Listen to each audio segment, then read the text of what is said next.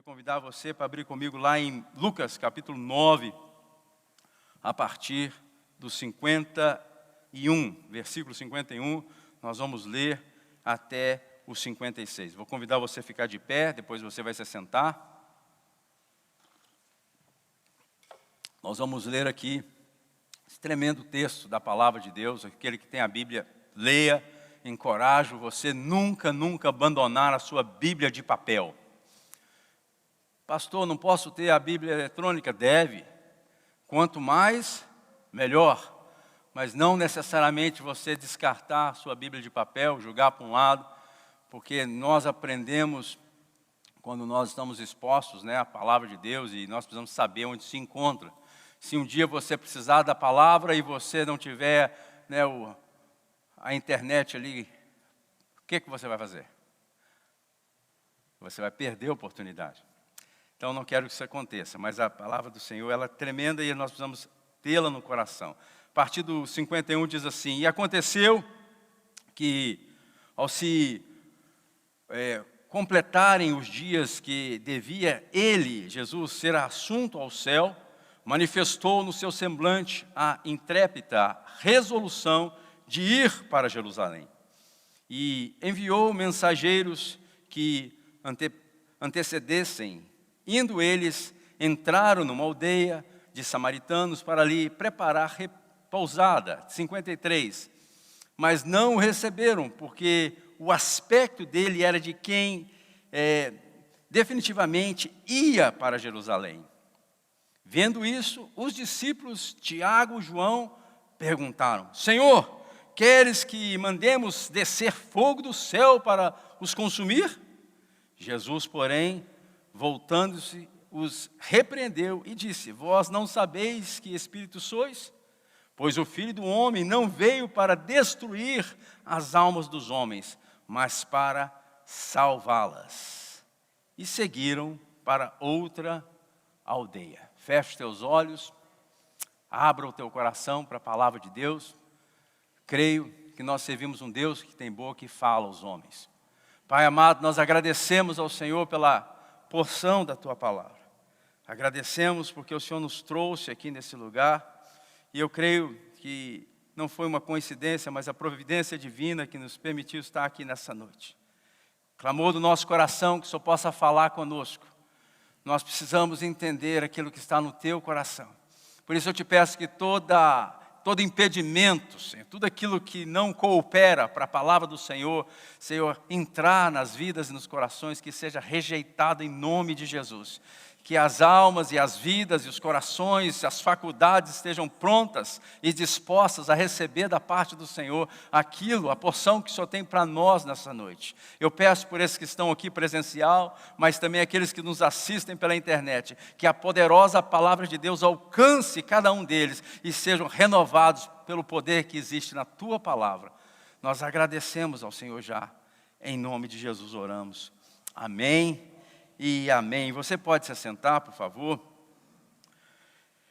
Em outra versão, diz assim: manifestou, e esse é no 51, diz que manifestou no semblante a intrépida resolução de ir para Jerusalém. Estava falando da morte, estava falando do destino, estava falando daquilo que foi proposto ao nosso Senhor. Em outra versão fala assim: manifestou o firme propósito de ir a Jerusalém. Na versão em inglês diz: He set up his face to go to Jerusalem. Na King James diz assim: Jesus manifestou em seu semblante a firme resolução de ir em direção a Jerusalém. Muito importante a gente entender isso aqui, porque se aproximava os dias da Páscoa. Jesus subia, estava chegando já próximo de Jerusalém.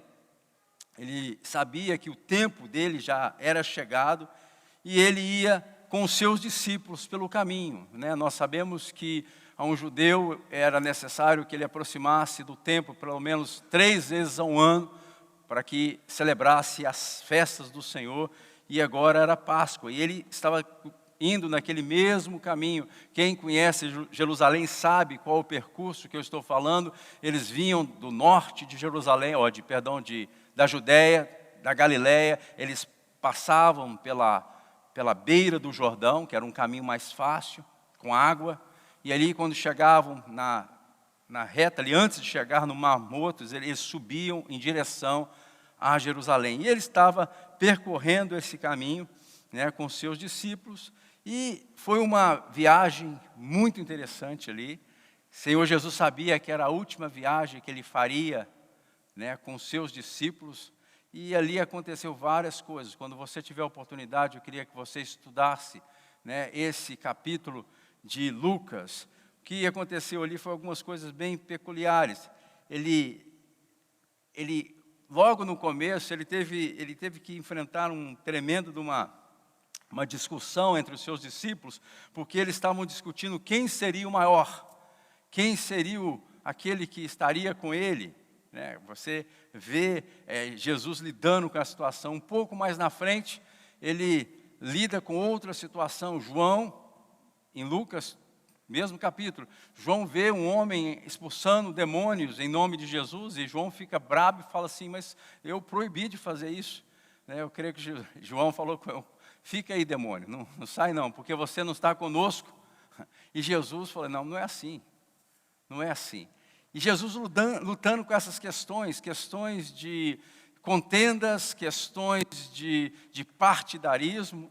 E agora ele envia os seus discípulos para que pudesse antecipá-lo, para que ele pudesse repousar em uma aldeia. E essa aldeia, o texto diz que era uma aldeia de samaritanos. E ele vai e eles não receberam. Por quê? Porque eles viram que determinantemente eles estavam indo a Jerusalém, uma festa dos judeus, e os samaritanos, eles não se davam com os judeus. Quando você vai lá em João capítulo 4, né, explica muito bem sobre essas dificuldades que existiam entre um povo e outro povo. E Jesus, mesmo com tanta luta, com tanta dificuldade, com tanta distrações e situações que foram surgindo no decorrer do caminho, ele tinha algo que era marcante naquilo que Jesus tinha para fazer. E era visto claramente no seu semblante a disposição, a determinação dele ir a Jerusalém. Quando fala ir a Jerusalém, está falando de ir a seu destino, a ir a seu propósito. Era o tempo, o texto nos fala que era o tempo dele ser assunto aos céus, ou seja, dele ir para a cruz. E ele não desistiu, ele não permitiu que aqueles acontecimentos fossem e tirassem aquilo, né, que ele tinha que fazer. Jesus, ele não se movia por circunstâncias. Jesus se movia por propósito. E, como eu disse, se tem uma coisa que eu tenho visto que tem feito mal para o povo de Deus, tenho visto que tem feito com que as pessoas se desviem rapidamente do propósito ao qual eles foram chamados, é justamente isso. Não ter a convicção de quem são, não ter a convicção do que estão fazendo aqui, e não ter, clareza e convicção para que foram chamados. E por isso a gente vê pessoas andando de cima para baixo e tentando muitas coisas, movidos pelas circunstâncias da vida. E isso tem feito mal para nós. Isso, na verdade, você que está aqui nessa noite, a gente precisa aprender com Jesus. Jesus não era movido pelas circunstâncias, ele não era movido pelos acontecimentos que poderiam surgir, ele sempre foi movido por propósito. Um dia eles não tinham comido, e ele fala, a comida que eu tenho é fazer a vontade do meu Pai. E isso era o que movia o coração de Jesus. Nós vemos em outra situação, lá em João capítulo 12, a partir do versículo 20, conta a história de que quando Jesus estava ali na festa da Páscoa, chegaram alguns dos gregos E era a festa da Páscoa, muita gente em Jerusalém. Chega um dos gregos para conversar, e foram ter com Filipe. Filipe fala com André, e eles se aproximam de Jesus. Nós sabemos que toda a cultura daquela época, ou seja, vinha a cultura dos filósofos, vinham da Grécia. E com certeza, o texto não é muito claro, mas parece que estavam ali porque talvez queriam chamar Jesus, né? Porque viram na sabedoria de Jesus, e eles buscavam sabedoria onde eles tinham acesso, eles estavam buscando sabedoria. E esses gregos queriam falar com Jesus, e o Senhor Jesus ali não se desviou do propósito, não se desviou daquilo que ele tinha que fazer. E ele fala assim, é chegada a hora do Filho do Homem ser glorificado. E se um grão de trigo não cai por terra e morre, fica só. Mas se cai, ele dá muitos frutos, né? Então, Jesus sabia onde ele queria chegar. Ele não estava andando simplesmente por andar. E mesmo com a dificuldade da cruz, mesmo com a sua alma sentindo aquele momento, né, ele não desistiu daquilo que ele tinha que fazer. No 12, João 12, 27, ele diz: agora está angustiada a minha alma, e que direi? Pai, salva desta hora, mas precisamente para este propósito eu vim. Um pouco mais na frente, quando ele ensinava, no capítulo 10, ele fala assim: ninguém tira a minha vida, eu espontaneamente a dou. A gente vê claramente como Jesus se movia por propósito, como o governo de Deus era forte nos passos e nas atitudes de Jesus. Tudo que Jesus fazia, ele andava com um propósito bem claro, bem determinado.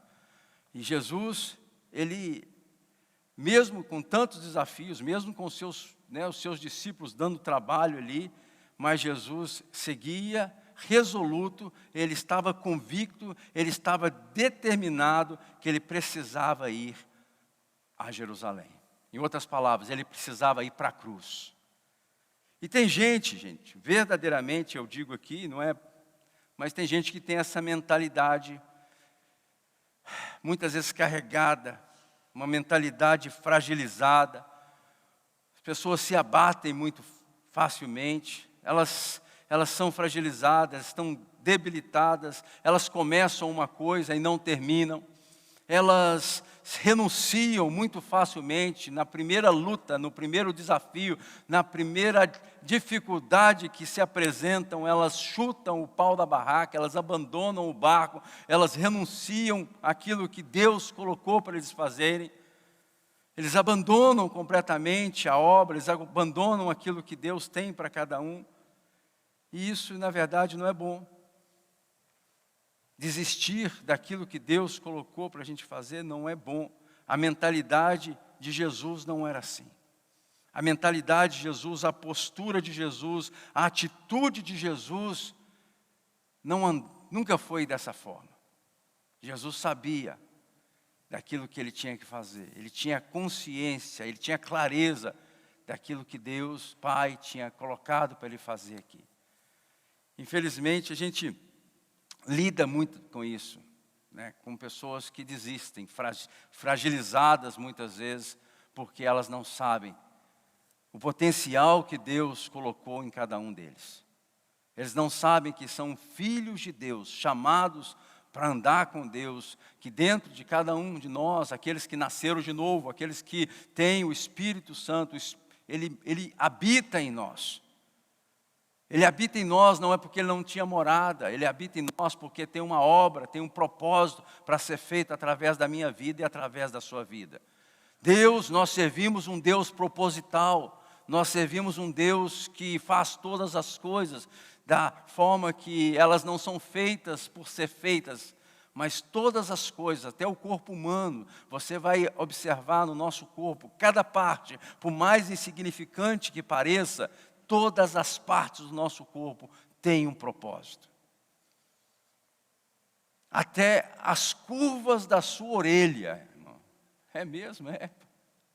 Tem um propósito. Até a sua orelha tem um propósito. Não é para escutar, não somente para escutar. mas é para te dar equilíbrio. Sabia disso? Se você não tiver orelha, provavelmente você não vai conseguir manter o equilíbrio. Então, o corpo humano testifica da grandeza do Deus que nós servimos. A criação declara a obra do nosso Senhor. E a gente tem que entender que tudo o que foi feito, a cruz, o Calvário, o sangue, a ressurreição do nosso Cristo, tudo isso tem propósito. E parece que a gente fica um pouco alienado dessas verdades, a gente começa a ficar um pouco confuso. E a gente não entende, a gente pensa que as coisas vão acontecendo assim, e a gente começa a viver uma vida sem propósito, uma vida sem intenção, uma vida respondendo como corpo de bombeiro, respondendo chamados. Urgências e emergências que vão apresentando no decorrer da vida. E a gente apaga fogo ali, e apaga fogo lá, e vai para cima, e vai para baixo, e corre, e tenta, e faz, e acontece. Sempre respondendo alguma coisa, e a gente vai esquecendo que Deus tem um propósito para cada um de nós, determinado, específico para a sua vida. Você não é um acidente, você não é algo que saiu aí confuso, que Deus estava confuso quando te chamou, não. Você é precioso para Deus. E o Espírito que habita em você e habita em mim, ele sempre vê dessa forma, ele sempre age dessa forma. Que forma, pastor? De forma proposital.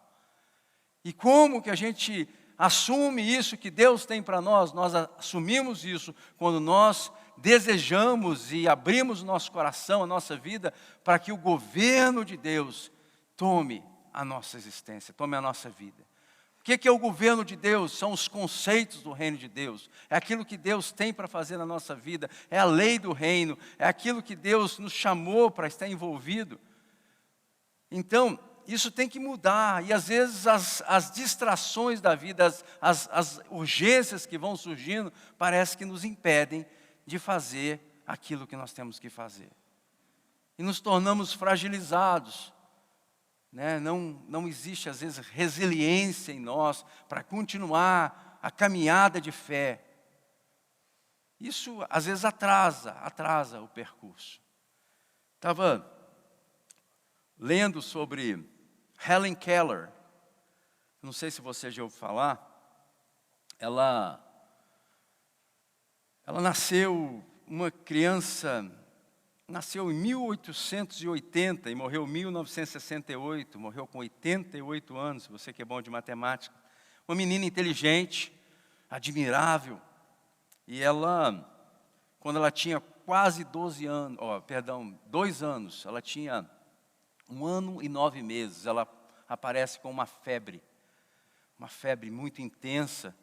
E essa menina quase morre, mas ela conseguiu sobreviver, mas só que os pais começaram a notar que ela não conseguia ouvir, ela não conseguia enxergar, e por ela não poder ouvir, nem poder enxergar, ela não conseguia falar. Então aquela menina que era tão admirável pela sua inteligência, pela forma que ela agia, interagia com os pais e com os irmãos ali, ela agora já não via, não conseguia enxergar, não conseguia falar e ela não conseguia ouvir. Ela conseguiu dar as suas primeiras palavras, falar suas primeiras palavras quando ela tinha 11 anos de idade. Essa menina, ela se transformou numa embaixadora dos deficientes. Ela foi a primeira deficiente que conseguiu cursar um curso superior aqui na América. Ela viajou 39 países, ela conheceu 5 continentes. Ela se transformou na porta-voz das pessoas que tinham debilidade, que não conseguiam ver ou ouvir. Ela se transformou numa das pessoas mais influentes da sua época. E com todas essas debilidades, ela foi superando aquilo que parecia impossível. E aí a gente vê, às vezes, que coisas simples nos param. Coisas insignificantes nos fazem desviar o propósito e o caminho que Deus tem para nós. E isso tem que mudar na nossa vida. A gente não pode continuar dessa forma. A gente não pode parar mais por coisas insignificantes que querem travar aquilo que Deus tem para fazer na sua vida. Quem pode dar um amém aí? Amém. Não pode mais. Isso tem que dar um basta na sua vida. Às vezes coisas simples, coisas que são facilmente superáveis. Às vezes a gente deixa que isso venha a roubar aquilo que Deus quer fazer na nossa vida. Exemplos como essa senhora, como essa mulher, eles vêm para nos chocar, e devem nos chocar. Às vezes, a gente vai ficando tão mal acostumado, que coisas como um ar-condicionado nos barra para que nós não...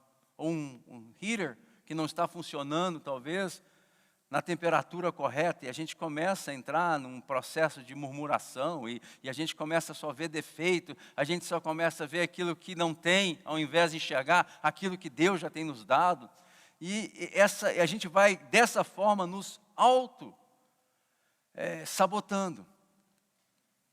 A gente sabota aquilo que Deus está fazendo na nossa vida. Quando você tiver a oportunidade, interessante essa palavra sabotagem.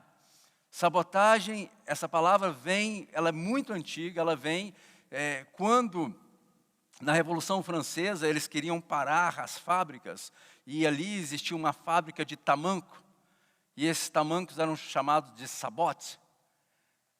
Para parar a fábrica, parar a obra, para que a greve continuasse, eles começaram a pegar os sabotes, que eram os tamancos, e jogar dentro das máquinas.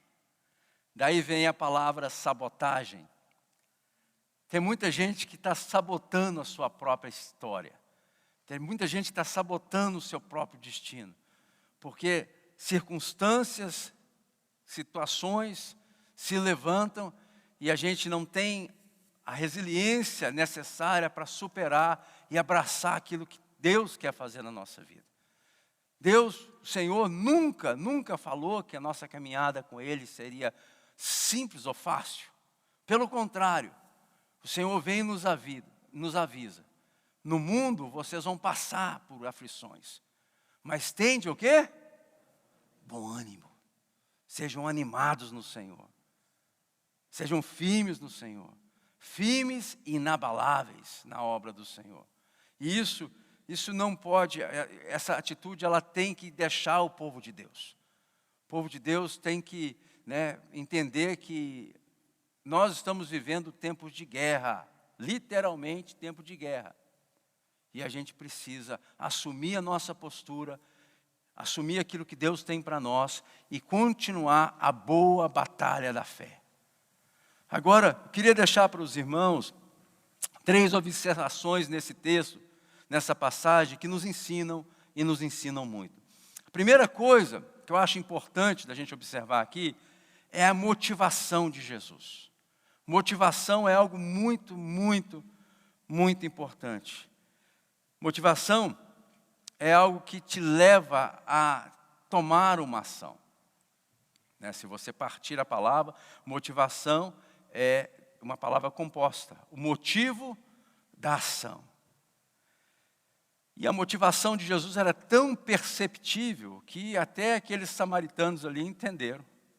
Ele tinha no semblante, nos olhos ali, o fogo ali daquele que ia de fato, ele tinha determinado a ir para encontrar o seu destino, aquilo que ele tinha para fazer, que Deus tinha, o Senhor, o Pai tinha colocado nas mãos dele para fazer.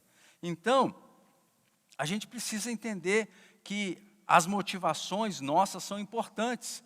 É difícil lidar, é difícil estar presente com pessoas que não são motivadas. Você vai pedir alguma coisa, a pessoa arruma desculpa. Você propõe algo que é importante, essa pessoa, ela desconversa, ela fala, não, agora não dá, eu vou ter que fazer isso, eu tenho que fazer aquilo, nós podemos fazer isso, mas talvez, quem sabe, em outra ocasião. A gente começa a enrolar, ou seja, você vê que não existe boa vontade, que não existe motivação. Então, motivação é algo muito importante. Mas não somente o que ter motivação, nós temos que entender por que nós estamos fazendo, né? Então, essas perguntas são importantes. Por que eu estou fazendo isso? É importante. E não somente o que eu estou fazendo, mas como eu estou fazendo. Então, tudo isso começa a fazer sentido. E a nossa motivação, ela deve, de fato, ela deve coincidir com aquilo que Deus, né, tem nos ensinado. Por quê? Quando, às vezes, a gente tem até a causa é justa, mas a motivação, ela é contrária aos princípios do reino de Deus. A gente pode até estar fazendo alguma coisa certa, mas a motivação que nos leva a fazer aquilo é equivocada. Não sei se você já teve a oportunidade de ler, mas tem um livro muito interessante que se chama Autoridade Espiritual, do Watchman Nee, e ele diz que a gente pode fazer as obras de Deus com os princípios de Satanás. Preste atenção nisso, essa afirmação é muito forte. Talvez você não entendeu. Nós podemos andar fazendo a obra de Deus com os princípios do diabo. Como que é isso, pastor? Muito simples. Você quer fazer algo na igreja, que é a obra de Deus, amém? É bom, amém, igreja? Mas o que te motiva a fazer isso, talvez é para que outros vejam o que você está fazendo. O que motiva você a fazer isso é porque você quer aparecer de uma certa forma, quer ficar em evidência. O que te motiva a fazer é porque todo mundo está fazendo. Então a motivação aí não está alinhada com os princípios do reino de Deus. Então podemos cair nessa. Muitas pessoas fazem muitas coisas. A gente vê impérios aí se levantando e a gente vê que estão fazendo coisas boas. Mas quando vai atrás, talvez, Deus sabe, nós não sabemos, nós não vamos conseguir analisar os corações das pessoas, mas aquele que tem a chave da vida e da morte, ele conhece e sonda os corações. E ele sabe quais são de fato as motivações que as pessoas estão fazendo determinadas coisas. Mas a motivação, ela é muito importante. E a gente vê a motivação em Jesus aqui. Ele estava motivado a ir e cumprir o propósito que o Pai tinha colocado na mão dele para fazer. Quando veio esses gregos aqui, com certeza aqui também seria uma grande proposta. Ele ia talvez para Atenas, né, ensinar ali sobre os princípios do reino de Deus. Mas ele falou assim, não, é a hora do Filho do Homem ser glorificado. Se um grão de trigo não cair por terra e morrer, ele fica só. Mas se ele morrer, ele vai dar muito fruto. E às vezes nós somos tentados, nós somos confrontados com várias propostas. Eu digo sempre aqui, quando uma pessoa está andando com Deus, quando uma pessoa está crescendo na presença do Senhor, geralmente vem uma proposta. Para tirar esse indivíduo, para tirar essa pessoa daquilo que Deus está fazendo na vida dele. E as propostas são boas. Não são qualquer tipo de proposta, não. Por isso a gente tem que entender, né, quem nos chamou e para que o Senhor nos chamou. E aí a gente não vai ser facilmente distraído com as propostas que muitas vezes se apresentam. Então a primeira coisa é ter a motivação correta. Jesus estava aqui com a motivação correta e a motivação podia ser vista no seu semblante, na sua determinação, na sua postura de ir para Jerusalém. Segunda coisa que nós vemos aqui era a determinação de Jesus. A determinação de Jesus. Tem gente que é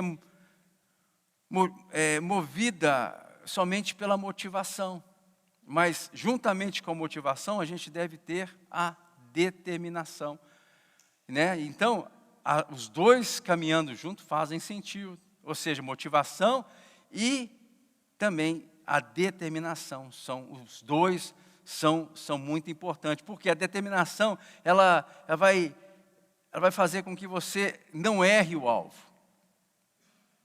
A determinação vai fazer com que você continue andando no propósito de Deus.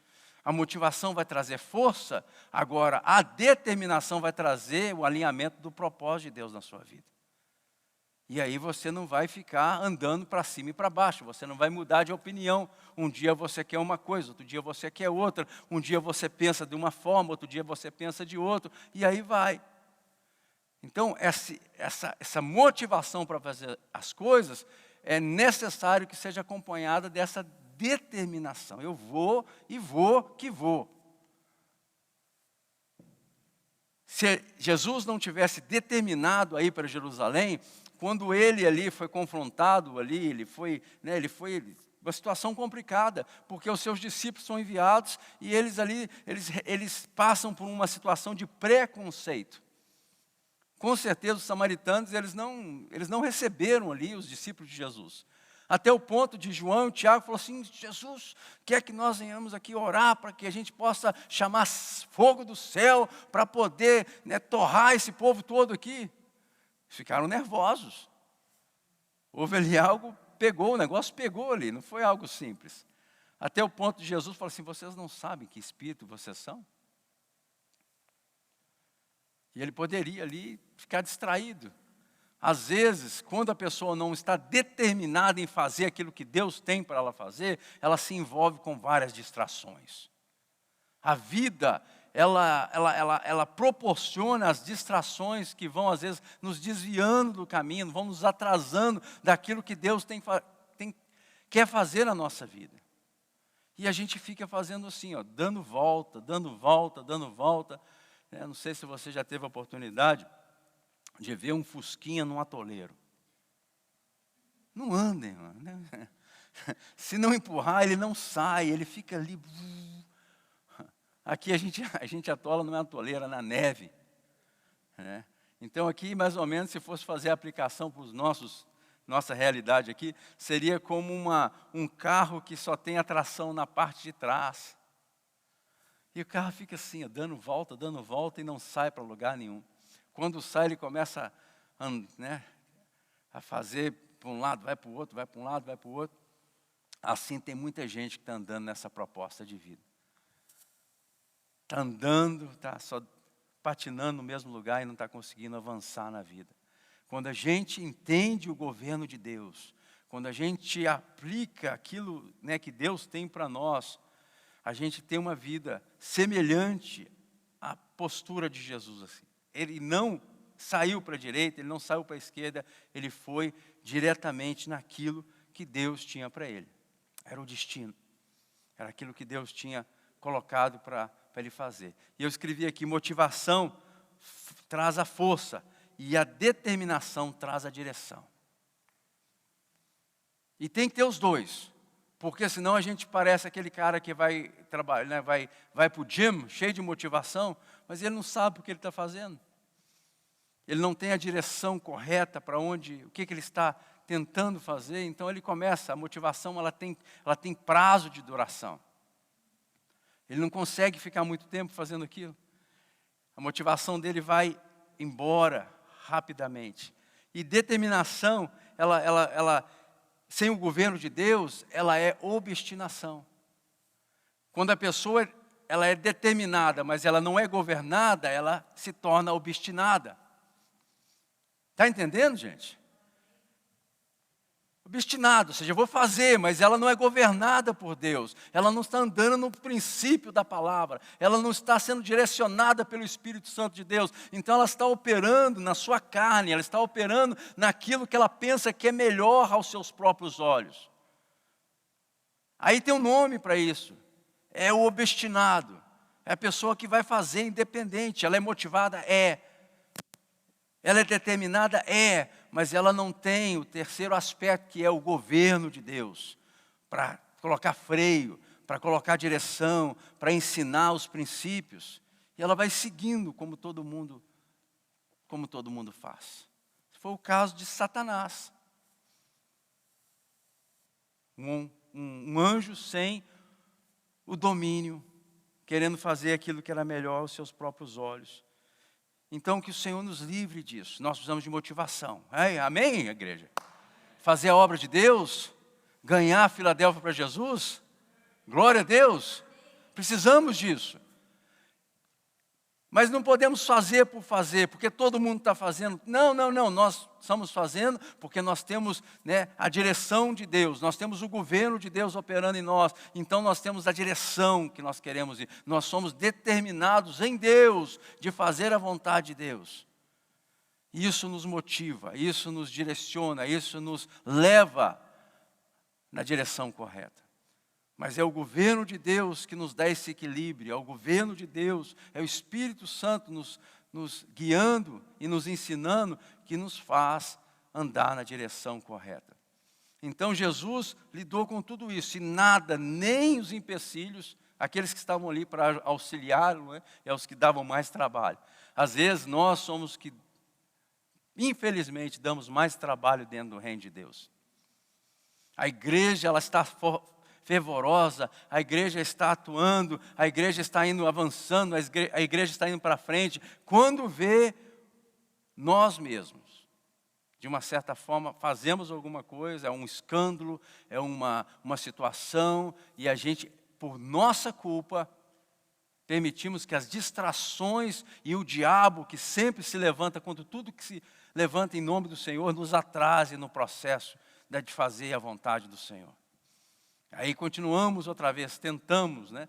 Vamos tentando e tentando. E isso, infelizmente, não é aquilo que Deus tem para nós. Então, a motivação, andando junto com uma determinação clara, nós sendo governados por aquilo que Deus tem para nós, isso vai nos levar a cumprir o destino que Deus tem para nós. Individualmente, coletivamente, ministerialmente, nós precisamos disso. Motivação para fazer a obra, determinação para andar nos caminhos do Senhor. E o terceiro ponto aqui, nós precisamos de uma visão clara. Quando vêm aqueles homens e argumentam com Jesus, ele dá uma resposta para eles. Ele fala assim: vocês não sabem de que espírito vocês são? E ele fala assim: eu vim para quê? Pois o Filho do Homem não veio para destruir as almas dos homens, mas veio para salvá-las. Jesus tinha claro onde ele estava indo, ele tinha claro, né, o que ele teria que fazer, mas ele tinha claro também a visão que Deus tinha colocado no coração dele. O que é uma visão? Visão é a imagem clara do destino, né, do propósito desejado. Todos nós precisamos de ter uma visão clara. Quanto mais claro se torna a visão da igreja, mais facilmente nós vamos avançar. Quanto mais claro se torna a visão da sua vida, aquilo que Deus tem para fazer através da sua vida, mais claro você vai ter possibilidade de ir para frente. Quanto mais obscurecido, quanto mais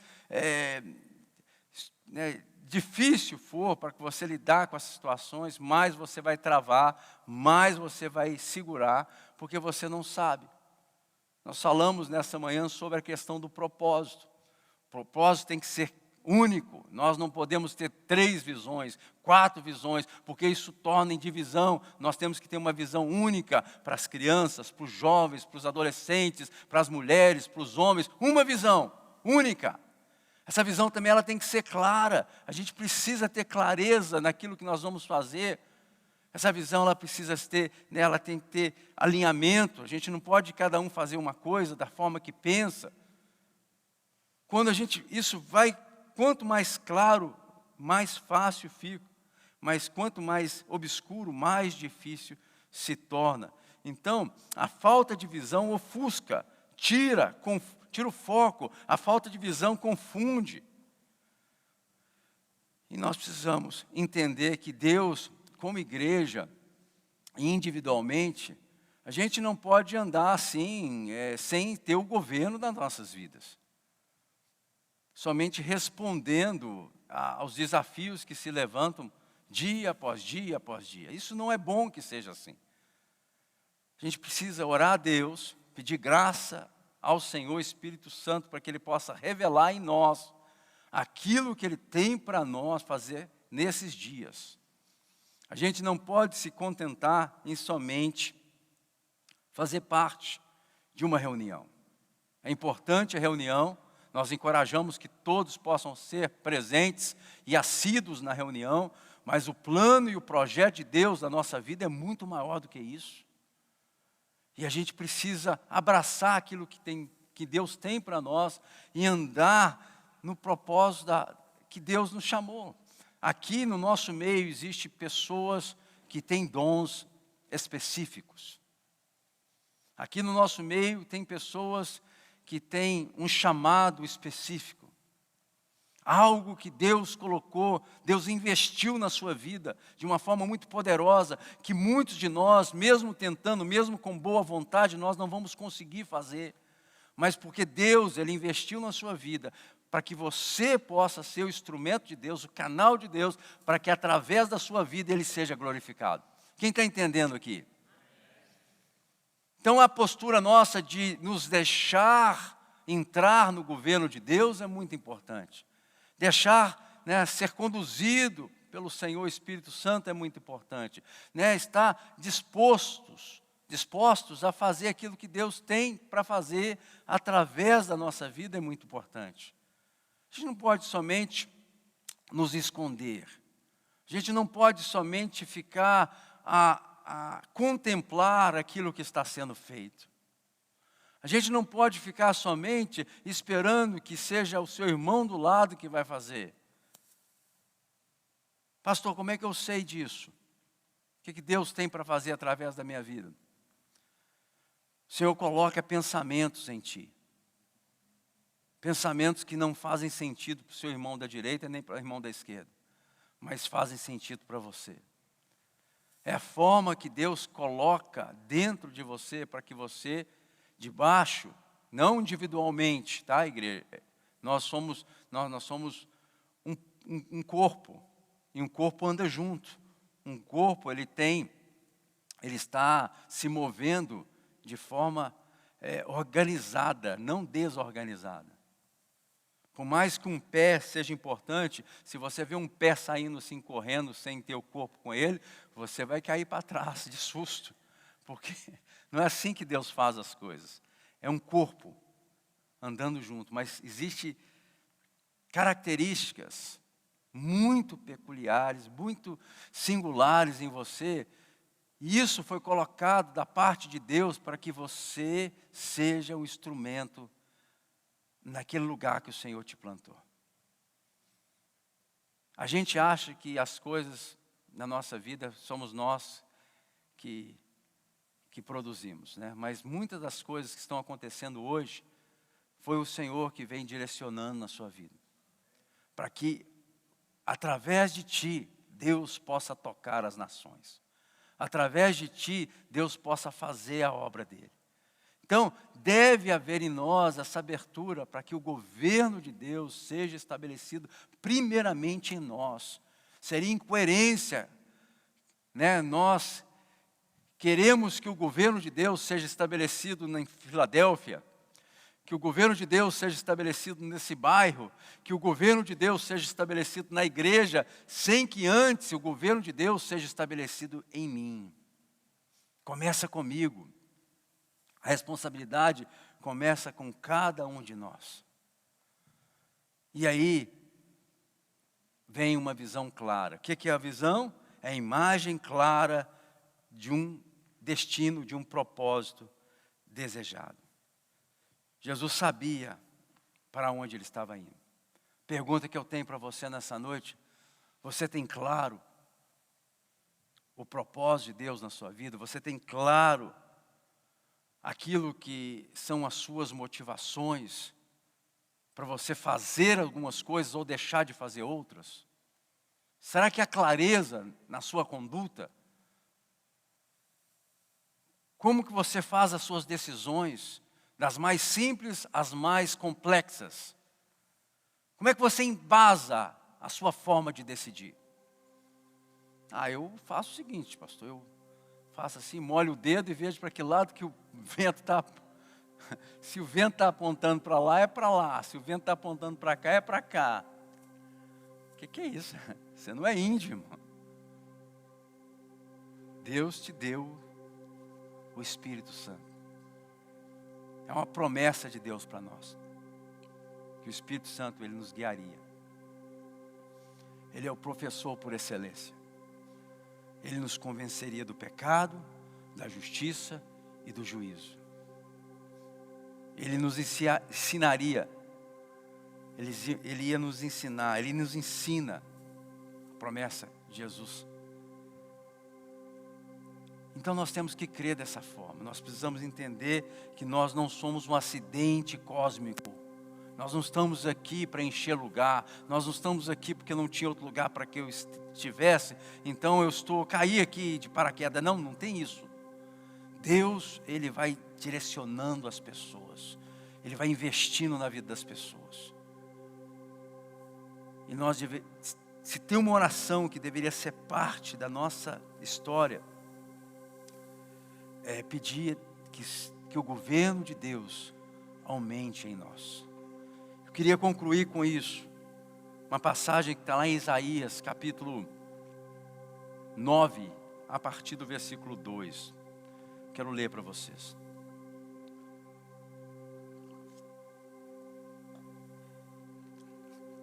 A palavra do Senhor diz assim: o povo que andava, é uma profecia, tá, irmãos? Uma profecia, 700 anos antes da vinda do Cristo. O Senhor, através do profeta, Ele traz essa profecia. E diz assim: o povo que andava em trevas viu grande luz. E os que viviam na região da sombra da morte, resplandeceu-lhes a luz. 3. Tens multiplicado este povo, e alegria lhe aumentaste. Alegre-se eles diante de ti, como se alegram na ceifa, como exultam quando repartem os despojos. 4. Porque tu quebrastes o jugo pesado sobre eles, e a vara que lhe feria os ombros, e o cetro do seu opressor, como no dia dos medianitas. Porque toda bota que anda o guerreiro no tumulto da batalha, e toda veste revolvida em sangue serão queimadas, servirão de pasto ao fogo.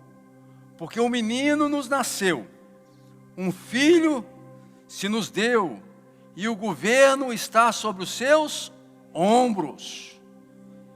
E o seu nome será Maravilhoso Conselheiro, Deus Forte, Pai da Eternidade, Príncipe da Paz. 7 diz assim: para que, presta atenção, para que se aumente o quê? E venha a paz sem fim, sobre o trono de Davi e sobre o seu reino, para estabelecer e o firmar mediante o juízo e a justiça, desde agora e para sempre. O zelo do Senhor dos Exércitos fará isso. O zelo do Senhor dos Exércitos fará isso. Queria convidar você a ficar de pé em nome de Jesus. E nós vamos fazer essa oração nessa noite. Nós vamos pedir que aumente o governo de Deus em nós. Em nome de Jesus, a nossa vida precisa, às vezes, de ter divisores de água. Dias, talvez através de uma ministração, através do entendimento, que a gente reacione algumas coisas na nossa vida. E a gente possa dar um basta. O basta é não ser mais movido pelas circunstâncias da vida, mas ser direcionado por Deus. Para que o governo de Deus venha aumentar sobre a sua casa, para que o governo de Deus venha aumentar sobre a sua mente, que as suas escolhas, as suas definições, os seus posicionamentos, a sua história não seja embasado mais na opinião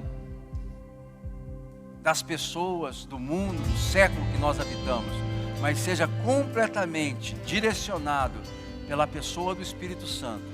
Assim o governo de Deus começa a aumentar na sua vida. Assim o governo de Deus começa a fazer toda a diferença nas suas escolhas, na sua história.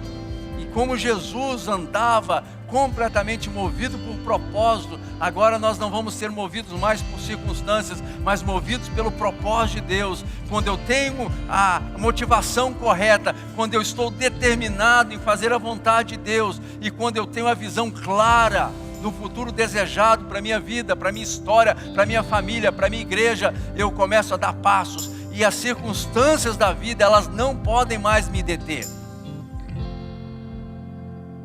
As urgências, as necessidades, as coisas que vão acontecendo no decorrer da vida, elas são tratadas com seriedade, sim, mas não impedem que eu cumpra o propósito de Deus na minha vida. O que acontece é que nós temos visto muitos filhos de Deus, amados pelo Senhor, mas que estão distraídos, estão confusos, estão sem entender aquilo que Deus quer fazer na vida deles. Hoje é a oportunidade que o Senhor está te dando para que você possa entrar no governo de Deus, para que você possa entrar na vontade do Senhor, para que você possa andar não embasado naquilo que muitas pessoas estão pensando, não, mas é aquilo que Deus tem para ti. De uma forma muito particular, o Senhor tem uma obra para fazer através da sua vida, o Senhor tem um chamado para realizar através das suas mãos, o Senhor tem uma vida que o Senhor Deus, Ele investiu pesado, Ele investiu o seu Filho, e o sangue foi derramado por mim e por você, a obra do Senhor, a ressurreição, a assunção do Cristo, tudo isso foi um propósito, nada disso foi acontecendo por acontecer, não. Antes da fundação do mundo, o Senhor já tinha sido entregue. É o que a palavra do Senhor nos ensina.